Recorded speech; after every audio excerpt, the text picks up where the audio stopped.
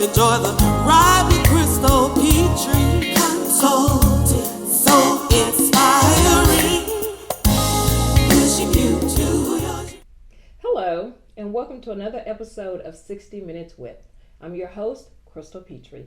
Today, we are going to talk about the Foundation of Southeast Texas and how this organization helps the community and the people of Southeast Texas.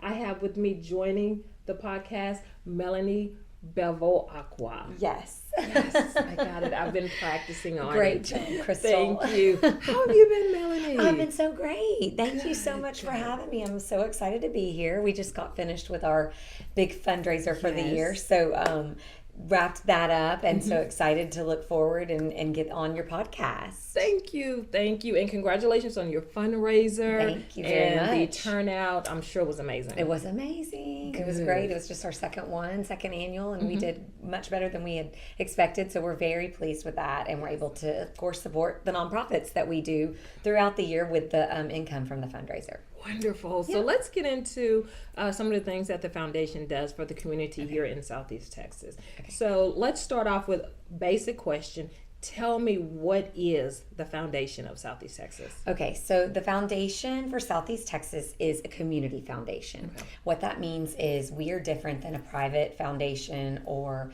a family foundation. We are a community foundation that serves the community as a whole. We serve the donors, the nonprofits, and the community. So we allow donors to make a donation to the foundation for a tax benefit. They can do it in several different ways. We have scholarship funds, we have donor advised funds, designated funds, unrestricted funds, to name a few. Okay. And so what that means is at the time of the gift, the donor can decide, is this a one-time gift to an unrestricted fund, which that may be a $100 gift in December, or is this a larger gift that is to establish a fund where the donor will take more of an active role in where the money goes. Okay. So they can say, we love these 3 nonprofits and these are the ones we want to support throughout our lifetime. Or they might say, we love them all and so we want the board to decide, and so that would be an unrestricted gift. And then, of course, scholarships. I'm sure you're familiar with how those work. A lot of people will set up scholarships in memory of a loved one.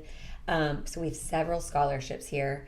And those are just, kind of a few of the ways that we help. And then, of course, the nonprofits that we help are by granting funds to those nonprofits around our community and then outside of our community, too. Why do you think a community like Southeast Texas needs an organization such as yours? Well, everybody can benefit from a community foundation. And there are over 700 community foundations in the U.S. Wow. And I don't know the exact number in Texas, but we've got well over 30. I want to say closer to 50. And communities benefit because let's just say donors come in all shapes and sizes. So a donor may be, as I mentioned earlier, one who gives a $100 gift every year. And we are so appreciative of every fund, every penny that comes in here, and we steward it the same as we do, $100,000 or $1 million gift. So when they give the gift, they can decide, as I said, how they want that to look.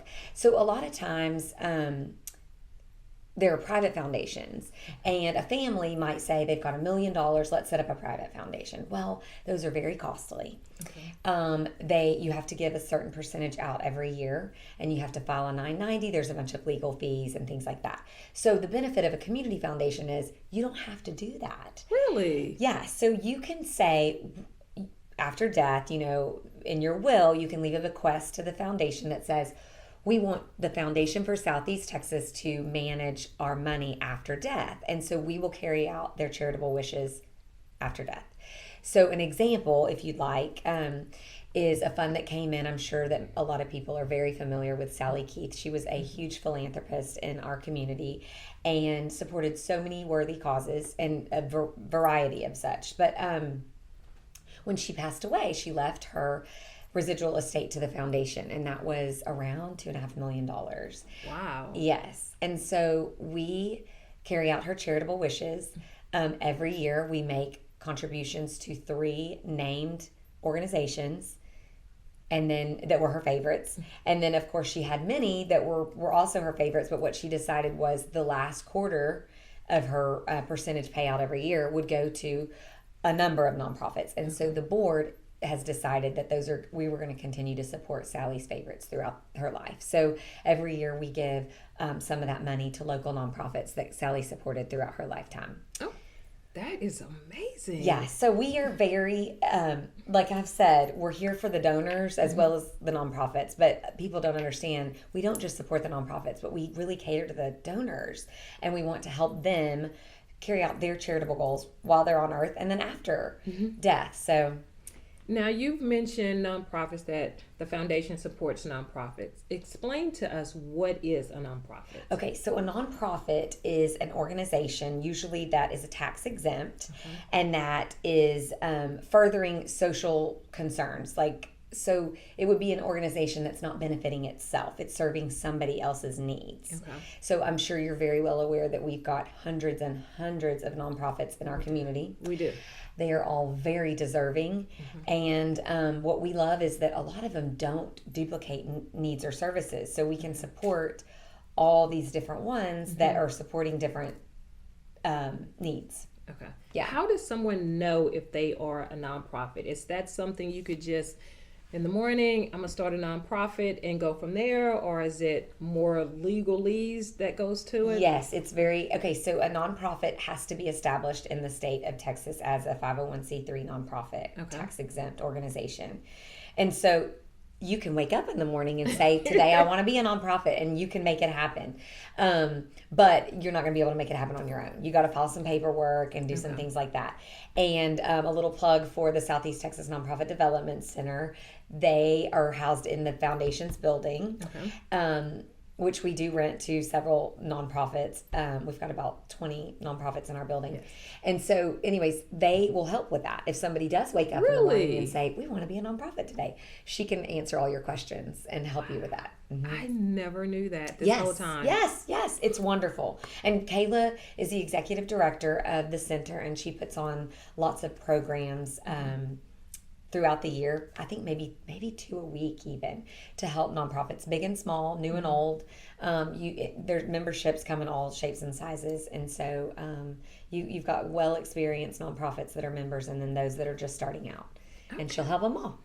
Now, on your website, it says everyone can be a philanthropist. Now, I know what that word means, but my understanding of it, and maybe it's just as time has gone, philanthropists are people that gives like a lot of money. Yes. Okay. To a foundation or something. How can everyone be a philanthropist? Okay, so that is a really good question, and I love that you asked it. Last year, we rebranded the foundation, and we redid our website, and I would love for you to add that onto your podcast in some capacity if you can. Direct everybody to check that out so you can see who we support and how we support them. But we have a donor that started a fund here back in the beginning. So we've been around about 28 years. And he said that he always thought that a philanthropist was someone who did grand and glorious things and had millions and millions, megabucks, I think is what he called it. And he's one of the greatest guys. His name is Tom Lamb. And he said, that's what he thought a philanthropist was. And he started a fund back in the day, and I don't remember the amount, but I think, let's just say it was around 10,000. And his fund has grown and grown, and every year he makes an impact by giving back to the community that he loves so much. And so we believe that everybody can be a philanthropist. You can give a $100 gift once a year, and you are a philanthropist. You are making a difference in your community with that $100 gift. You can make a difference with larger amounts too, of course, but everybody can be a philanthropist. And we want everybody to know that, because some people think, oh my gosh, my $100 gift is not going to make a difference. But yes, it is. It absolutely is. So for the donations, do you give, or can people give only once a year, or can they give, how often can they give? Okay, so a donor can give any size gift at any time during the year to the foundation. Okay. So, yes, and immediately you'll get a tax receipt for that gift because we are a 501c3. That's a little different than most other foundations I forgot to mention earlier, but a community foundation is a nonprofit itself. So it can give and receive gifts, tax deductible.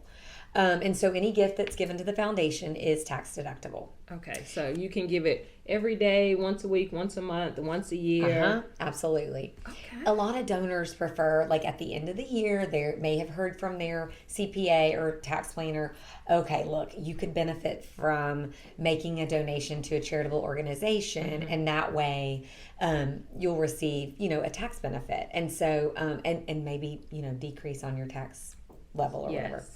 And so that's beneficial to a lot of donors, and that's where like a donor advised fund comes in.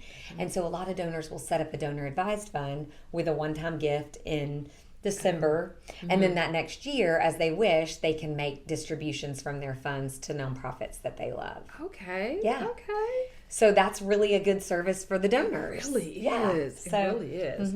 How does the foundation, and sometimes I refer to you, as the foundation. That's okay. How does the foundation select which nonprofits will receive assistance? Okay, so we do that in a couple ways. So we have, as I mentioned, designated funds and donor advised funds. Those funds, when they are established, the designated funds, the donor tells us, these are the nonprofits I want to support throughout my lifetime, and that doesn't change. Okay. So once a year, those nonprofits will receive a gift from the fund. Okay. So the donor advised funds, the donor will let me know maybe in January they'll want to give a gift of $500 to some other place, and so I will ask my board if they approve of that, and if they do, we will make that check to some other place on their behalf. And then maybe 3 months later, they'll want to give $5,000 to Catholic Charities, and so I will ask my board if this is approved, and if it is, then we'll send the check to Catholic Charities. So the donors are very involved in those funds. Now, nonprofits can receive funding from unrestricted funds through our competitive grant program. Okay. That is available every January. The first week in January, on our website, you can go on and you can fill out the grant application and submit your supplemental documents. And then mid-February, the grants committee will review all of the applications, and then they will allocate the funds and present that to the board, and the board votes. And then in May, we have a big ceremony where we recognize the nonprofits and we reward them with their checks. Okay. And so those are two different ways that we can do that. How do you connect donors with the causes or the nonprofit? So if I came in, I have $10,000, I want to donate, but I don't know who to give it to. How do you help them with that? Okay, so I would recommend for you, not knowing which nonprofits you love, to do an unrestricted fund. Okay. Because then you can depend on the board to help you make those donations, and that's going to go into the competitive grant program. Okay. So as I mentioned, the competitive grant program that's available every January, you have to be a 501c3 organization that's in Hardin, Jefferson, or Orange counties. Okay. And you have to serve, been like in business for over a year. And we do, go out and do site visits and check in on these nonprofits to make sure that they're doing, what they're supposed to be doing and what they say they're doing. And that's just a benefit of, having us help you facilitate your giving. Right. But so, yeah, I would say if you were unsure that you could do an unrestricted grant, because the board's very well aware of the needs in the community, and we're very involved in the nonprofits that are in our community. The foundation, your service area is Orange County, Jefferson County, and Hardin County, correct? Yes. Just those three? Okay. What organizations, and I'm sure it's a lot, but just name a few, what organizations does the foundation help? Okay. So I would like to mention, when you asked what our service area is, and those are that's our service area for the unrestricted grants. Okay. So if a donor comes in and they love a nonprofit that's in Arkansas, if it's a 501c3, I can make a grant to them. Really? So yes. So it does not have to be a local organization in order to receive money. It just has to be a 501c3. But if we are going to support an organization through our competitive grant program, then they have to serve individuals in our 3-county area. Okay, so a follow-up question to that. the donor, do they have to be within Orange, Jefferson, or Hardin County, or can they be anywhere? They can be anywhere. So I have fund holders who, one that was from Houma, Louisiana, the Lang family, and they still have family in Houma. They have family in Sugar Land, so they don't even have anybody that lives in Southeast Texas right now. And so the grants that they make are generally to the areas that they live in and not to Southeast Texas. Yes. So you can do that with a donor advised fund. And so I apologize because I interrupted your question and I don't think I answered it. But the organizations that we fund could be found on our annual report. So we do, oh my gosh, we probably support 500 nonprofits a year. Really? Yes. Is all of that in Southeast Texas or? No. Some of those are not in Southeast Texas. Okay. And I mean, year to year varies. It just depends. You know, some years we'll do 50 nonprofits through our competitive grant program and maybe 50 through designated funds. But there are years where we'll do more. So it just depends. Wow, you guys do a lot here, We and I do. had no idea. No, Crystal, we're the best kept secret in Southeast Texas. Not anymore. We're Not trying anymore. really hard to change that. Not anymore. Yes. What does look forward by giving back mean? Well, we just love that tagline because It's really good. we're just trying to look forward to a community where everybody gives and supports one another. Whether it's with your time or your talent or your treasure, we just want everybody to look forward to a community that supports each other and helps each other by giving back. So we're going to give back, whether it's, like I said, with your dollars or you're going to give back what you've received with your time or with your talents. Mellie, what would you say is your personal intention for the foundation and what it does? I love the foundation so much. I can tell. I've been here, I guess I'm going on my 10th year. And when I started, I was just like, I was a stay-at-home mom at the time. Had got to stay home with my kids for a few years and just volunteering at local nonprofits. And so when I started here, I was so excited about the fact that I got to work with all these other nonprofits that I had never heard of, and then these donors. And I'm from Southeast Texas, so I thought, oh, I already know everybody in this community, and I'm whatever. But everybody I've met here, I mean, I've met so many new people that I never even knew I missed, and love everybody that I come in to encounter every day at my job. But what I want to see, and for the foundation, is just growth. And like I said, we are the best kept secret. We are trying really hard to change that. Last year we brought on, I've been the only employee most of the time, and before me it was just a one man show, but we brought on a director of brand marketing last year, and she's part-time, and so she's been with us. We'll be going on our second year. We rebranded. We've started this fundraiser. We're really trying to get out in the community and let everybody know who we are and what we do, why we're important for our community, and just so that we can support the nonprofits and the donors and make sure that those needs are taken care of, not just now but for years to come. So the money that's given to the foundation is invested immediately. And so we give a percentage of the return away, not the entire amount, because we want to make sure that we're here for good, for long, way after you and I are even on this earth. We want to make sure that the Foundation for Southeast Texas is here, and it's a vital part of this community. You've stated that you've been here about 10 years. Congratulations on that. What are some things that was discussed 5 years ago, 4 years ago, that you are now living, that's been actualized now? Well, growth, not just dollar amount and fund amount, but just knowledge of who we are and what we do.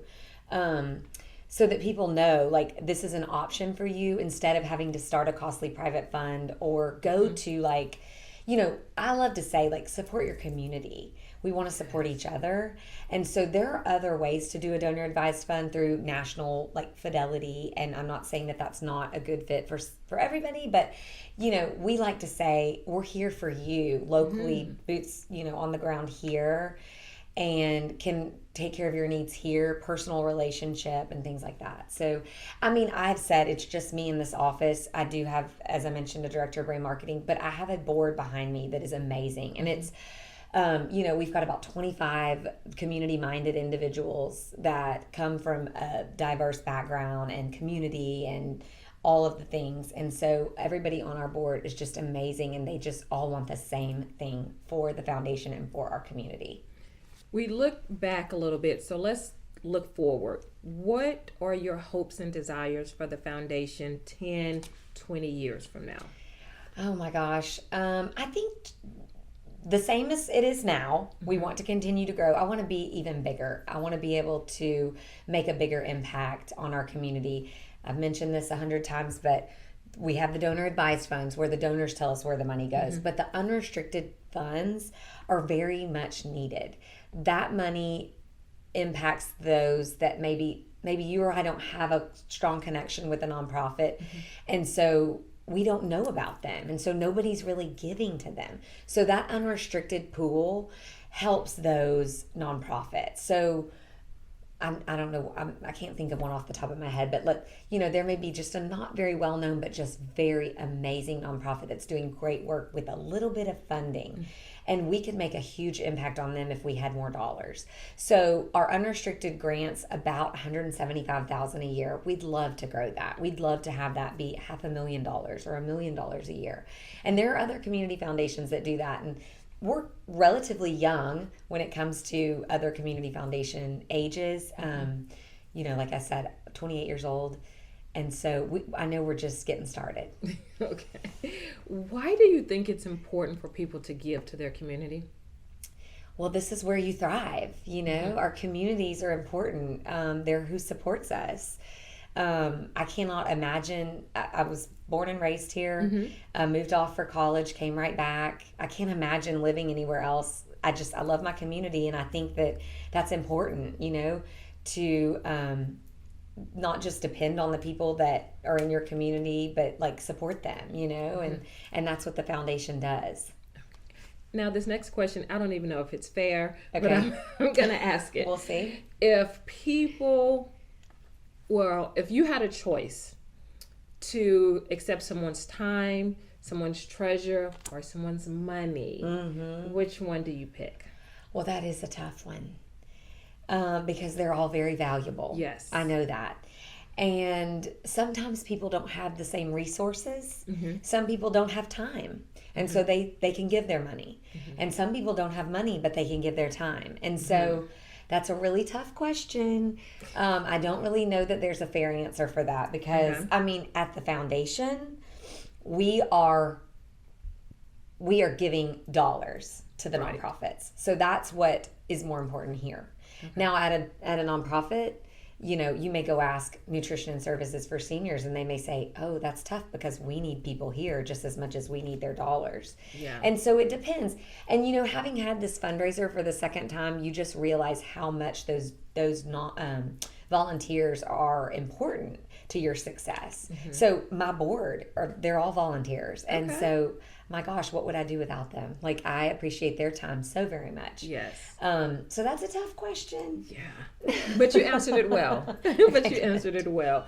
How does the foundation help their donors' money grow?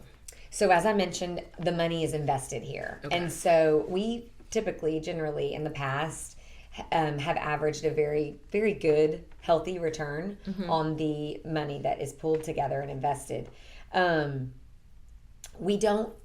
The reason that we invest the money is that's what we're about. A community foundation does that. So we are different, and the money's not just coming in and going right back out the same year. We want to make sure that we're in it for the long haul. And so I'm going to give you an example of $1 million gift that came in years ago to support the Presbyterian Church in Orange. And every year that church gets a grant for, I think when I first started, it was maybe $20,000. Well, now it's about up to $28,000. So every year the amount grows, the fund size grows, the amount grows of the gift that the church receives, and they can count on that money forever. So if they would have received a one-time $1 million gift, that money would be gone. But now that money's been invested, and now they're receiving a gift every year, year after year after year. So instead of paving a parking lot and redoing their, planting some trees and some sod and other things. Right. They're able to do that year after year after year with the grant that they receive from us. So the grant, and talking about the $1 million donation to the church in Orange, the grant that they receive, does that come from the interest that's accrued or the actual $1 million? It comes from the interest. Okay. Yes. So it's a percentage return of the interest. Okay. And so the 1 million, does that pretty much stay? So it's now 1.2, 1.4. Mm-hmm. Wow. Yeah. Who does your investing? Well, we are with First Financial Trust right now. Yeah. Okay. So they're doing a wonderful They job. are doing a very wonderful job. They are doing a good job. What is the giving circle? Okay, so that's another fun type that we have. Okay. And I didn't mention that initially, but giving circles are fun. I'm a part of one. And what we do is we get together once a year, and everybody, they're charitable, like-minded individuals who get together and want to give back to the community. So everybody brings, it's like $500 a person. You can do $100 a person. You can do $25. You can do whatever. Get together once a year for a little party, and that's when we decide where do we want to give this year. And so let's just say the first year you collect $10,000, and so that money's invested immediately. And the next year you get together and you say, okay, where does everybody want to give? And everybody will vote on their favorite nonprofit. And so you may have this nonprofit gets 10 votes and these two get 7. And so the one with the most votes gets the most money. Okay. So our giving circle is set up such as the 25% of the value of the fund is given to one nonprofit. Well, it's divided by 3. Okay. So we give 25% of the value of the fund every year. One nonprofit gets 50% of that, and the other 2 get 25 each. Okay. So this year we did a $4,000 gift to one nonprofit and 2 $2,000 gifts. And this is only year 3 for us. What? I know. So this next year we'll be doing twice that. We'll be doing an $8,000 gift and 2 $4,000 gifts. How do you select? Okay, so Okay. the people in the circle will say, this is who we want to, and then everyone in the circle votes. Yes. So what I do is I send out an email and say, we're getting together in 2 weeks. Tell me your top 3. So some people are like, you pick. I'll go with the group, whatever they choose. So some people will send in their favorites, and then of those, I'll say, okay, this one got 5 votes, this one got 3, this one got 2, and these all got 1. So we'll go with the top 5 or 6 vote getters, and we put them in a little thing, and you go and put your coin in. So everybody gets 3 coins, and so that's how you vote. And I mean, that's just the way we decided to do it. I mean, you can do it other ways, but that's just the way it worked for us, and so that's what we did. If a nonprofit wants to become part of the foundation, how do they do that? Okay, so that's a good question. So we also support agencies. Nonprofit agencies can partner with us by setting up their own fund here.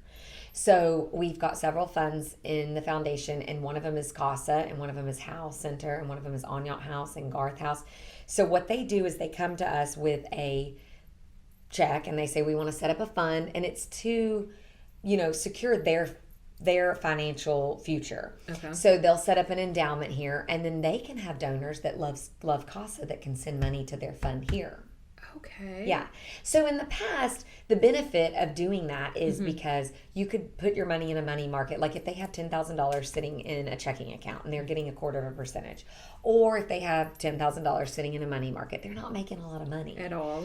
So they can invest with us where we've got a larger pool of money and they can get more for it. So do different things than they would just a money market or a savings account. So that's where, that's what's attractive to those nonprofits. So we're just helping them secure for their future. Okay. Is there a minimum that they have to bring to you and say, I want to be a part of the foundation? Well, we recommend $10,000 just because that will kind of get it started, get it rolling a little bit quicker. But you can start it with less than that. And we call that an acorn fund. And so the thing is, you can't make a distribution from your fund until you have $10,000 in it. Okay. Yeah. So if they wanted to make, after they've done the $10,000, if they want to withdraw from it, how do they do that? So there's an agreement that they'll sign with the foundation, and then all that documentation is in there. So they just request a distribution. And a lot of the agreements for nonprofits are set up so that if they have like an emergency, and let's just say, we have a hurricane or something, and they need that money for, rebuilding? Not just operational expenses, not just to pay a salary, but for some really important need that will get them back on their feet. That's written into their agreement, and they can receive their funds that way. Now, I know you spoke about it earlier. For nonprofits, you guys have a grant that you do at the beginning of each year in January. Can you just expound a little bit more on that for other nonprofits that might be interested in applying for that? Yes, so that's available through our website, and And what is your website? Oh, good. Okay, it's FSETX.org. So FoundationSoutheastTexas.org. Okay. And so what you'll do is just get on there, and Kayla White at the Southeast Texas Nonprofit Development Center is really good about making sure that all of the members of the Nonprofit Development Center are aware of the grant opportunity. And so we put on a lunch and learn together where I explain to the guests how to apply for a grant. And it's a really simple process. What you do is you just, like I said, there's a website with the form is on there, and then you'll just submit your supplemental documentation for your grant, and I help if you have questions or anything like that. I'll help you get it done. Okay. Yeah. Is it only available online, or can they have it in paper form also? Last year we moved to online. I did let some of our veterans do it on paper because it was a learning curve, and I get that. But we do want to move everything to that online. It's just easier. We're saving some trees. That's what I was thinking. It's so much easier too for my board, because my committee has to take a stack of grant applications with them, and I mean, it's this much paper to read and to so it's just easier for them because they can just bring their laptop or their iPad or whatever and read it all there. Yeah. Is there a minimum or a maximum that the nonprofits can apply for with the grants? So, if you look at our policies, it'll tell you what we typically fund. And our maximum, I don't want to say what our maximum is because I don't know that we've hit that threshold yet. But generally, I mean, we'll do anything from $1,000 to $5,000, or, I mean, it just depends. But our policies state if you receive a grant for over $5,000, you need to sit out the next year, because there are some, there's so many needs. Yes. And we get so many worthy organizations, and unfortunately, we only have $175,000. That's what we've done in the past few years. I mean, who knows, that may go up this year, but that's typically what we do. I know, I'm crossed. Okay, how does the Foundation of Southeast Texas support brand new nonprofits? Like, because it's difficult. You wake up that morning, I want to start a nonprofit. Get all the paperwork done. That's probably the easiest part of it. But it's after that becomes difficult. So do you guys have like a branch or someone that supports them early on? So what I always do is recommend them to just be really engaged with the Nonprofit Development Center. She offers so many great programs, like I said, from start to, starting out to these veteran organizations. We do not fund brand new nonprofits through our competitive grant program. So once you've been in business for a full year, and we may come out and do a site visit, and we just want to make sure that you're, doing what you're saying that you're doing. But however, if there's a nonprofit that's a newly established nonprofit and we have a donor that says, I want to give to this organization, we do it. Okay. Yeah. Wonderful. And this is kind of on the back end of that same question, does the foundation or maybe the nonprofit committee, do they have something set aside to help African American owned nonprofits? So our money is just, our competitive grant program is strict. Okay. It's for anybody. Whoever. Yeah. Okay. So we don't have a specific fund that supports that. Not to say that we won't in the future, but we support everybody. Excellent. Yeah. Does your board, and I don't know if you're a part of that, like the decision-making process, does your board look for specific things within the grant application, and when they see it, they're like, okay, we're definitely going to help them? It's funny how the committee just all gets together and reviews separately.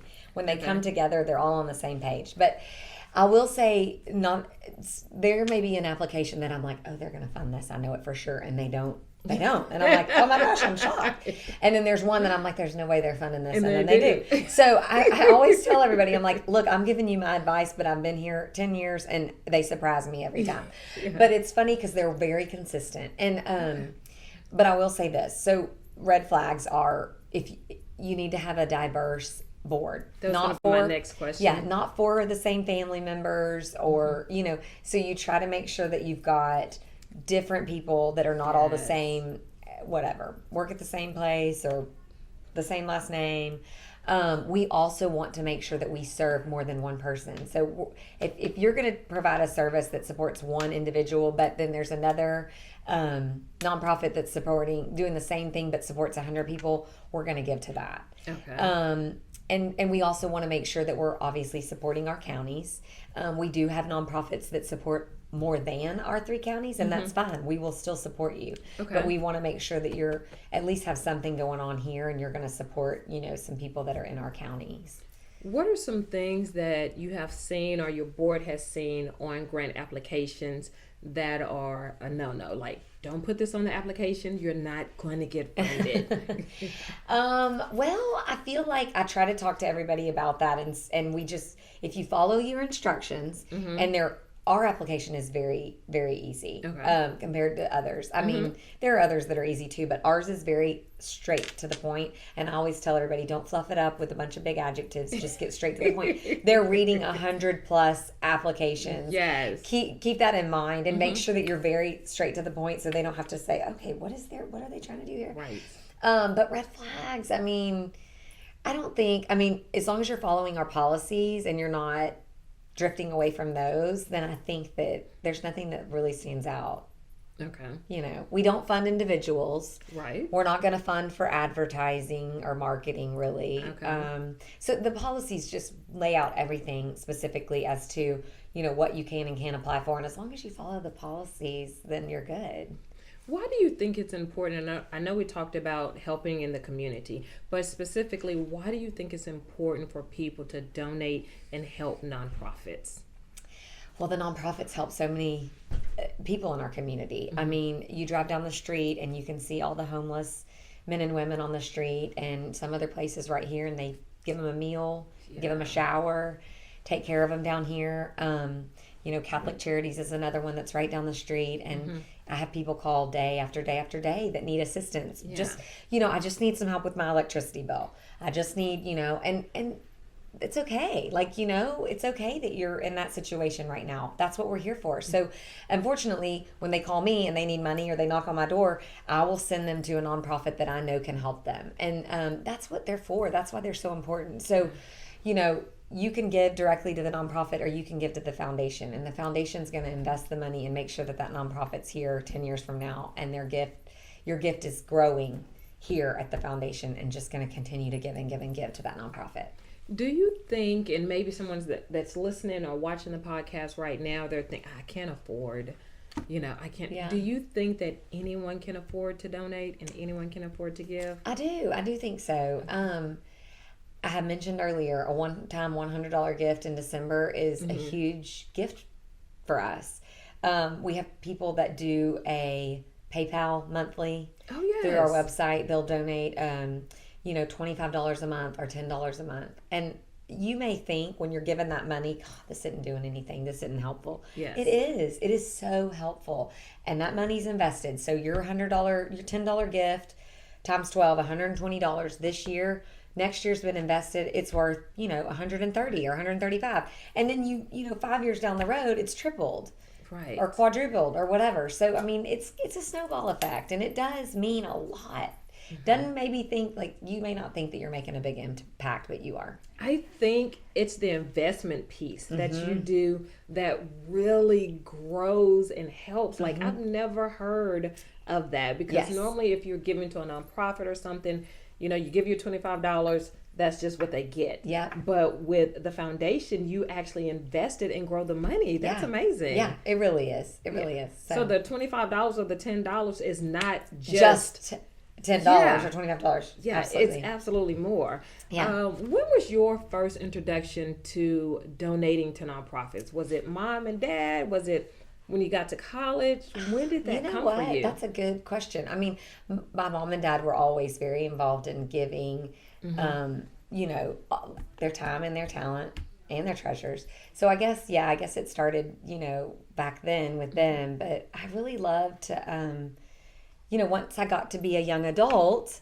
to get to give back at that time, I didn't have a lot of money. So my gift was my time. And so I'd put my kids in the stroller and I'd take them to the Gift of Life or to the, St. Anne. We do a lot at our church. And so, yeah, I guess it's been a long time coming, you know? So this was just a really perfect fit for me because I know I kind of feel guilty. I'm like, I get paid to do what I love, but but yeah, I do love to give back. So what has been your personal experience with donating and helping nonprofits? Well, the reason that I love the foundation is because you can give to one place and you can help 500 nonprofits. Yes. So I still do give to my favorites throughout the year, but my husband and I really try to do a lot at the foundation because we can impact so many by doing the gifts here. Right. And so that's really what I want people to understand. It is important, of course, to support your favorite nonprofits. And you can still do that through the foundation. Your money's going to be invested, and then we'll give it to the nonprofits that you want. If you do a donor advised fund or if you do an unrestricted gift, then the board will decide, which nonprofits we're going to support through our competitive grant. But it makes such a big difference, just to give a gift here because you get to give it out to so many. And we've talked a lot throughout the entire interview about the donors giving. How do donors give to the foundation? Okay, so they can give by simply writing a check and mailing it to us here at the foundation building. And then... and what is that address? It's 700 North Street, Beaumont, 77701. We are in downtown Beaumont right when you exit and enter the highway right here. So we're the first building that you see when you get downtown, and I can tell you there's probably 10,000 people that'll watch this and that have driven by here every day and they've never known what we do. And so now you know. We have, like I said, we own the building. The foundation owns the building. We house about 20 nonprofits for below market rent. We offer 3 beautiful rooms for board meetings, conference, and then a huge auditorium. Everything has Zoom capabilities. It's hooked up to a computer, so we've got speakers and cameras and huge TVs, monitors. And so you can mail your check here, you can hand deliver it here, or you can pay through our website. There's a donate now button on there. Become a Philanthropist is what it says. Ooh. And so you can become a philanthropist, and we have a drop down box which will allow you to choose which fund you want to support. If you don't see the fund listed on there that you want to support, there's a place for you to put a note. Unfortunately, we are using PayPal right now, and we're only allowed to choose or offer maybe like 10, and we have 65 funds. So we're working on that. You can choose which one, but if it's not listed, you could just write in which fund you want to put it towards. Can they also set up something? I know the bill collectors do it all the time, like automatic withdrawal from their account. Yes. So they do that as well? So it would be done through our PayPal link. Yeah, but you can make it a recurring gift, and it can be a monthly, or I think it could be a quarterly, or it could be a yearly gift. Okay. Yeah. And anything else you'd like to talk about as far as what the foundation does for the community? Well, we are a one-size-fits-all. We do so many different things. I'm trying to think of what I didn't touch on here. We have done... we support businesses in the community through either employee disaster relief funds, which now is this for profit? Nope. Well, yes. They are for profit. So what happens is if you have a federally declared disaster in your area, employees of a business are able to set up a fund here at the foundation, contribute to it here for a tax benefit, and anybody at that organization or anybody can make a donation to that fund and get a tax benefit. And then in turn, the business owner or president or whoever can direct us what employees need assistance and the amounts, and then we in turn would turn around and gift to those individuals tax free. So they don't pay income tax on it, and then the donors are of course getting a tax benefit. Which is, so it's very beneficial for either party. We do that, which is popular, unfortunately, during hurricanes and floods. And, of course, COVID and ice storm, we did it all. And then also, we help like Entergy and Golden Pass and industries here that want to give large gifts to the community. We help facilitate those. Okay. So Entergy has used us in the past, and Golden Pass. We still have 3 funds for Golden Pass, and we help them facilitate their gifts. And so it's they, in their eyes, easier, better, because I am familiar with all of the, nonprofits and who's doing what and how and all that. And so I can help them, educate them as to, like, these are the ones you need to know about, and these are the ones that, you could go check out and see about supporting and things like that. So we do all kinds of things here. You really do. Yeah, we really do. So the competitive grant program is just a small piece. Scholarships, donor advised funds. We're just trying to make a name in the community and let everybody know, we're here to help. And how does the scholarship work? Okay, so the scholarships can work in any different ways. So we've got a Golden Pass scholarship. We've got the AB Squared scholarship. These are for 2 soccer players at Westbrook who passed away in the bus crash years ago. And so we've been doing that for years and years and years. So what happens is you would come and set up a scholarship with us, and it's a simple process.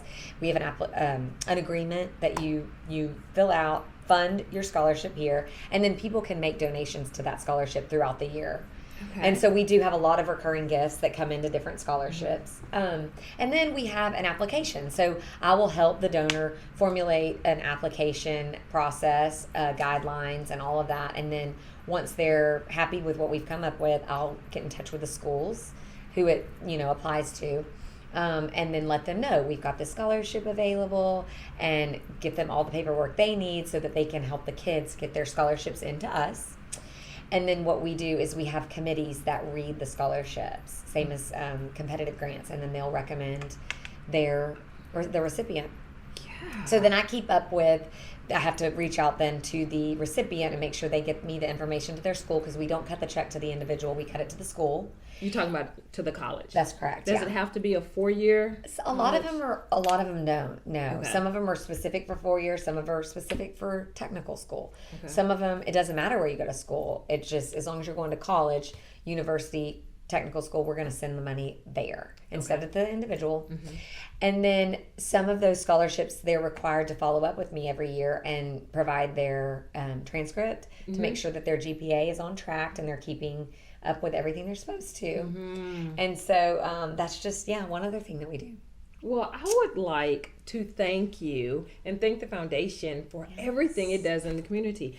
We've been knowing each other, full disclosure, for years, and I've known about the foundation. I had no idea that all of this was available to the community, that all of this happened in this building. Mm-hmm. Yes, most people don't, Crystal. That's why I'm so glad you invited me on your podcast. Yes, this is wonderful. Okay, so as we're wrapping up, my final question for you: who do you think would make a great guest on the podcast, but you have to help me get them on? I'll get them on here. I will do it for you. Okay, so I've got a few. Okay, let's hear them. Okay, so I mentioned Kayla at the Nonprofit Development Center. I think she'd be great. Okay. My friend Shanna Briggs runs the Alzheimer's Association chapter here in Southeast Texas. Yes. She would, I think, be great. And then also Sarah Norman. She's an estate planning attorney in town. And she also, that's not the only thing she does. So I think she'd be really good because she could talk about a bunch of different things. Oh, thank you. Yes, I'll help you get them on here. Yes, you're going to keep me in business. Okay, I'll do it. Thank you again for being Crystal. on the podcast. It's been fun. Yes. And thank you so much for watching and tuning in. I appreciate your time that you have taken to listen, to learn, and to educate yourself. You can get this podcast and all of my other podcasts on YouTube Podcasts and Apple Podcasts. And remember, you always have time to listen and learn on the go. Sit back, buckle up, enjoy the ride.